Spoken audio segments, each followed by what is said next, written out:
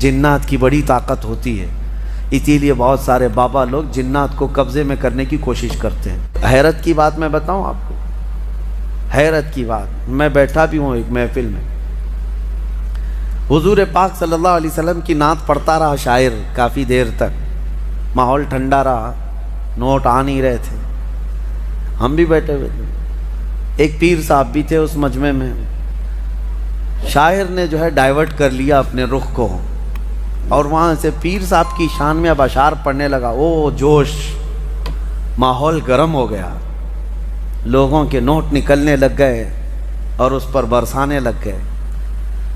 کس طرح کا مجمع بنایا گیا ہے میرے عزیزو، اس حبیب رب العالمین کی شان میں نعت پڑھنے پر سناٹا ہے، جس کی تعریف میں قرآن رطب اللسان ہے، جس کی تعریف میں تمام کائنات کی اشیاء رطب اللسان ہیں، اس نبی رحمت کی تعریف میں تمہارے کانوں میں سناٹا ہے۔ اور ایک پیر کے متعلق جیسی ہی کہہ دیا گیا، جوش آ گیا۔ یہ شخصیت پرستی کا جو رواج شروع ہوا، اس سے بچا جائے، اس سے بچا جائے۔ میں اس کے سخت مخالف ہوں۔ بات ہو تو رسول رحمت کی بات ہو، مصطفیٰ کریم صلی اللہ علیہ وسلم کی بات ہو۔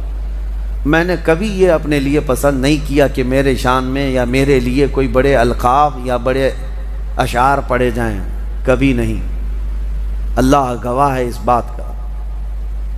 ہماری خواہش صرف اتنی ہوتی ہے، ہمارا اپنا نام کس کی وجہ سے ہے؟ وہ رحمت دو عالم صلی اللہ علیہ وسلم کی وجہ سے ہے۔ اگر نبی پاک صلی اللہ علیہ وسلم کی نسبت ہمارے ساتھ نہ ہو تو ہم تو ایک مردہ لاش ہیں، ہماری اپنی کوئی حیثیت نہیں۔ شاعروں کو یہ چاہیے، نعت خاں بنو، نوٹ خاں نہ بنو۔ نعت خاں، اس کی بڑی فضیلت ہے، اس کی قبر بھی ہمیشہ خوشبوؤں سے مہکتی رہتی ہے۔ جو نعت رسول پڑھنے والا ہے، دنیا سے جاتا ہے، اس کی قبر جو ہے خوشبو سے بھر دی جاتی ہے۔ اور جس نے صرف دنیا کی طلب رکھی، پھر اس نے نعتوں کو ایک ذریعہ بنایا اور بیچتا رہا۔ آج بہت سارے ایسے معاملات ہیں۔ ایک شاعر کو، یہی میں نے کافی سال پہلے، 10 سال پہلے، 10-12 سال ہو گئے ہوں گے، بہت پیسے دے کر کے لوگ بلائے تھے، میں بھی تھا جلسے میں۔ نماز کا وقت ہوا، ہم نماز کے لیے کھڑے ہو گئے، لیکن وہ پان کھاتے ہوئے باہر بھاگ گئے، نماز نہیں پڑھی۔ پھر صبح کی بھی نماز نہیں، عشاء کی بھی نماز نہیں۔ مجھے بہت اس چیز سے نفرت ہوتی ہے کہ نماز کے لیے ذرا برابر بھی سستی نہ کی جائے، کاہلی نہ کی جائے، چاہے وہ کوئی بھی ہو، معاف نہیں ہے اس کے لیے، پیر ہو، کوئی بھی ہو۔ دوسرے دن وہ جلسے والوں سے میری بات ہو رہی تھی، تو میں نے پوچھا ایسا کیسے ہے؟ رات کو تو اتنا چہک چہک کر کے نعت پڑھ رہے تھے، ایسا کہہ رہے تھے ابھی مدینے کی گلیوں میں لے کر چلیں گے، تصور مدینہ فلاں فلاں فلاں، اور نبی پاک صلی اللہ علیہ وسلم کے حکم کے مطابق یہ نماز سے غافل ہے یہ بندہ۔ تو جا کر کے کسی نے کہا بھی کہ شاعر صاحب آپ نماز نہیں پڑھ رہے ہیں۔ وہ اس پر اطراح کر کے وہ اور گھمنڈ سے کہتا ہے، دو میں سے ایک کام کرا لو، جلسہ کرا لو یا تو نماز پڑھا لو۔ نعوذ باللہ من ذالک۔ یہ ایک بات پھیلی ہوئی ہے، مشہور بھی ہے۔ اللہ تعالیٰ ایسے ناہنجاروں سے ہماری حفاظت فرمائے۔ اپنی محفلوں کو پاکیزہ رکھو۔ نعت پاک یقیناً سننا چاہیے، عشق رسول بڑھتا ہے، لیکن کوشش یہ کرو کہ وہ نعت خواں جس کے پڑھنے سے نبی پاک صلی اللہ علیہ وسلم کا حسن یاد آ جائے، حضور پاک کی محفلیں یاد آنے لگے اور تمہارے دل میں عشق بڑھتا چلا جائے۔ اور میں ان نعت خوانوں سے کہتا ہوں، تم اس کی طلب چھوڑ دو، مال کی طرف مت دیکھو، گنبد خضرا کی طرف دیکھو۔ اتنا ملے گا کہ تمہاری جھولی تنگ ہو جائے گی، جھولی تنگ ہو جائے گی۔ بڑے بڑے اور بھی نعت خواں ہیں جن سے ہماری ملاقات ہے، الحمدللہ انہوں نے کبھی مطالبہ نہیں کیا، لیکن اللہ کے حبیب کی بات کرتے ہیں تو اتنا انہیں نوازا گیا ہے کہ وہ اب خود دوسروں کو نوازتے ہیں۔ یہ بھی میرے سامنے موجود ہے۔ میں ان سے کہتا ہوں کہ تم طلب مت رکھو، میرے آقا جو دیتے ہیں ان کے دربار سے جو ملتا ہے وہ بہت ہوتا ہے، بہت ہوتا ہے۔ اللہ کریم ہمیں سورہ نمل آخری سورہ جو ہم نے تلاوت کی چونٹی کے نام سے سورہ ہے، نمل چونٹی کو کہتے ہیں. اور ایک واقعہ اس میں ذکر ہوا ہے حضرت سلیمان علیہ السلام کا کہ اللہ تعالیٰ نے سلیمان علیہ السلام کو ہر جانور، ہر پرندے کی بولی سکھائی تھی. وہ اللہ کے نبی سارے پرندوں کی بولیاں جانتے تھے. ان کا ایک واقعہ بھی موجود ہے کہ وہ اپنی مجلس جب سجاتے تو سارے پرندوں کو، سارے جانوروں کو حاضر ہونے کا حکم دیتے. سب آ جاتے. ایک مرتبہ سب کو حاضر ہونے کا حکم دیا، جنات بھی، انسان بھی، پرند بھی، چرند بھی، جانور بھی، سارے. پوری محفل کو دیکھتے ہیں. سلیمان علیہ السلام نظر ڈالتے ہیں اور کہتے ہیں اس میں ایک پرندہ غائب ہے جس کا نام ہدہد ہے. کہاں ہے یہ؟ وہ نظر نبی کی نظر ہے.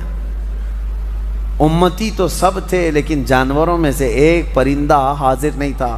کہتے ہیں کہ مالی لا ارى الہدہد، کہاں ہے؟ میں ہدہد کو نہیں دیکھ پا رہا ہوں، کہاں گیا ہے؟ اگر یہ غائب ہے بغیر بتائے، لأعذبنہ عذابا شدیدا، میں اسے سخت ترین سزا دوں گا. اگر وہ میرے بغیر بتائے گیا، کلاس سے غیر حاضر ہو رہا ہے بغیر بتائے. تو سلیمان علیہ السلام نے جیسی کہا، سبوں نے کہا کہ اے اللہ کے نبی وہ غائب ہے، مجلس میں نہیں ہے.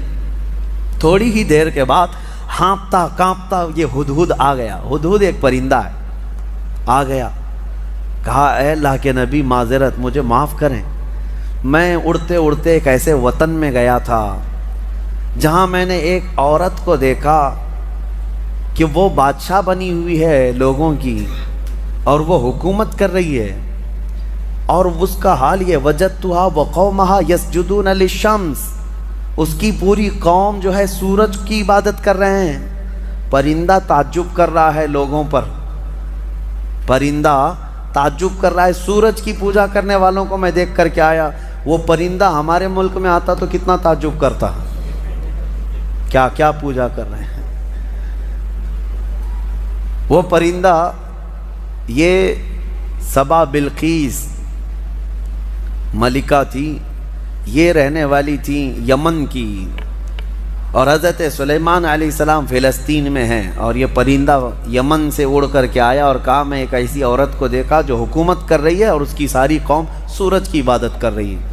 ان کو عقل نہیں ہے اے اللہ کے نبی، اور شیطان نے ان کے اعمال سجا کر کے دے دیے ہیں ان کو اور بہکا کر کے رکھا ہے. کیا بتایا جائے، سب گمراہ ہیں.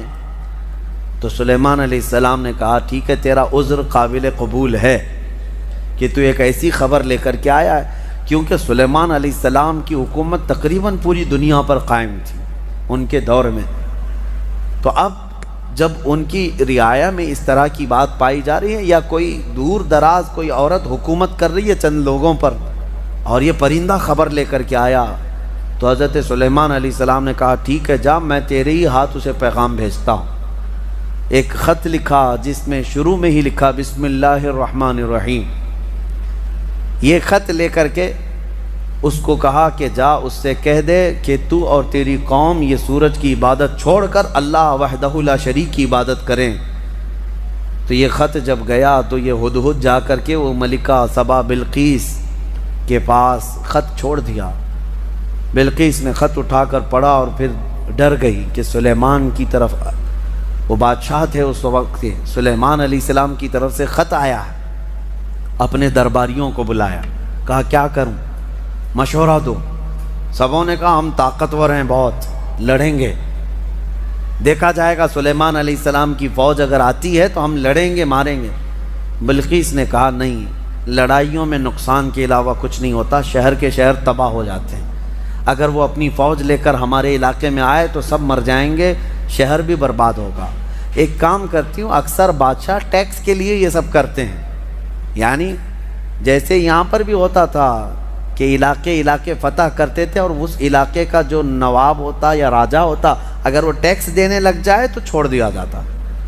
تو بلقیس کہتی ہے کہ دیکھتے ہیں بڑے بڑے ہدیے تحفے اور مال دے کر سلیمان علیہ السلام کو بھیج دیں گے کہ سال میں ہم لوگ اتنا دیتے رہیں گے، ہمیں چھوڑ دیجیے. کہا سب لوگوں نے یہ مشورہ پسند کیا اور پھر بہت سارے تحفے اور ہدایہ لے کر کے لوگ سلیمان علیہ السلام کے پاس آئے اور پیش کیا، یہ ہماری ملکہ بلقیس کی طرف سے ہدیہ ہے، آپ کے لیے قبول فرمائیں۔ سلیمان علیہ السلام نے دیکھا اور کہا اتمدوننی بمال فما آتانی اللہ خیر مما آتاکم، تم یہ ہلکے مال سے مجھے لبھانے آئے ہو؟ تمہارے پاس جو ہے اس سے کئی گنا زیادہ بہتر اللہ نے مجھے عطا فرمایا، لے جاؤ اس کو، واپس لے جاؤ، اور ہم آ رہے ہیں ایک ایسی فوج لے کر جس کا نہ تم نے پہلے کبھی سنا تھا اور نہ کبھی قیامت تک سن سکو گے، ایسی فوج لے کر اب ہم آ رہے ہیں۔ سلیمان علیہ الصلوۃ والتسلیم نے کہہ کر کے بھیجا، جاؤ، اگر تمہاری ملکہ سبا بلقیس آ جاتی ہے تو ٹھیک ہے، ورنہ ہم فوج لے کر کے آئیں۔ انہوں نے کہا ہم پیغام لے کر جاتے ہیں، اور جا کر کے کہا لوگوں نے کہ انہوں نے تو مال کا ایک قطرہ بھی نہیں پکڑا، ایک سکہ بھی نہیں لیا، واپس کر دیے۔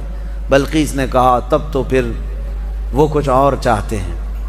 اس کا ایک تخت تھا جس پر وہ بیٹھتی، اس کے متعلق ہے کہ وہ سونے اور چاندی سے جڑا ہوا، 80 گز لمبا، 40 گز چوڑا، بہت بھاری، جو جواہرات سے جڑا ہوا، اور اس کو جہاں رکھا جاتا تھا 7 دروازے تھے، 7 پہرے دار تھے۔ وہ اپنے محل کے اندر اس تخت کو رکھتی اور اس پر بیٹھتی تھی، بلقیس ملکہ تھی۔ اب وہ اپنی فوج کے ساتھ یمن سے نکلی ہے، کہاں؟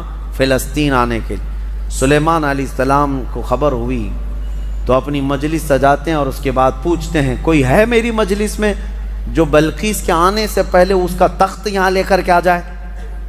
قرآن میں ہے قال عفریت من الجن انا آتیک بہ قبل ان تقوم من مقامک، اے اللہ کے نبی میں لے کر کے آ جاؤں گا۔ کون کہہ رہا ہے؟ ایک جن۔ عفریت من الجن کا مطلب ایک سرکش جن تھا، بہت بھاری دیو تھا، بڑا جن۔ وہ کہتا ہے کہ میں وہ تخت لے کر کے آ جاؤں گا۔ کب تک؟ کہتا ہے آپ کی مجلس ختم ہونے سے پہلے لے کے آؤں گا۔ جنات کی بڑی طاقت ہوتی ہے، اسی لیے بہت سارے بابا لوگ جنات کو قبضے میں کرنے کی کوشش کرتے ہیں۔ ہاں، کیا کیا عمل کر کر کے موکل حاصل کرنے کے لیے کوشش کرتے ہیں، اور یہ موکل ہوتے کیا ہے میں آپ کو بتاؤں۔ بیچاروں کو یہ خود کو نہیں پتا ان کی خود کی طاقت کتنی ہے، ان سے خود سے جنات بھاگ رہے ہوتے ہیں ڈر کے، آپ سے بھی ڈر کے بھاگتے ہیں جنات، آپ کو پتہ نہیں۔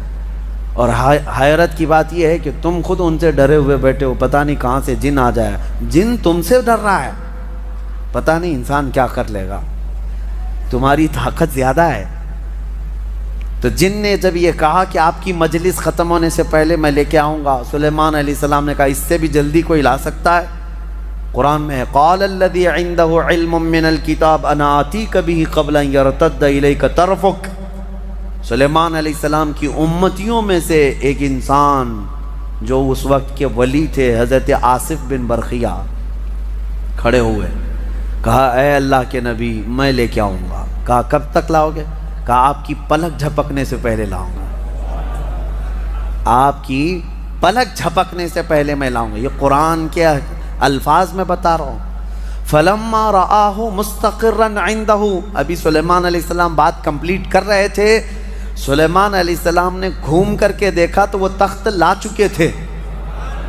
جا کر کے تھوڑا سا میپ میں چیک کر کے دیکھ لینا فلسطین سے یمن کا ڈسٹینس کتنا ہے، یمن اور فلسطین میں کتنے کلومیٹر کا فاصلہ ہے۔ اور یہ اس زمانے کی بات کر رہا ہوں جب کوئی بھی تیز رفتار راکٹ وغیرہ تو چھوڑو، ایک بس بھی نہیں تھی، ایک کار بھی نہیں تھی۔ اس وقت کوئی سواریاں اگر تھیں تو صرف اونٹ اور گھوڑے تھے، اس کے علاوہ کوئی نہیں، انٹرنیٹ نہیں تھا، موبائل نہیں، اور نہ ہی فاسٹ۔ میاں میں یہ نہیں کہہ رہا کہ ای میل آیا، میں یہ کہہ رہا ہوں پورا تخت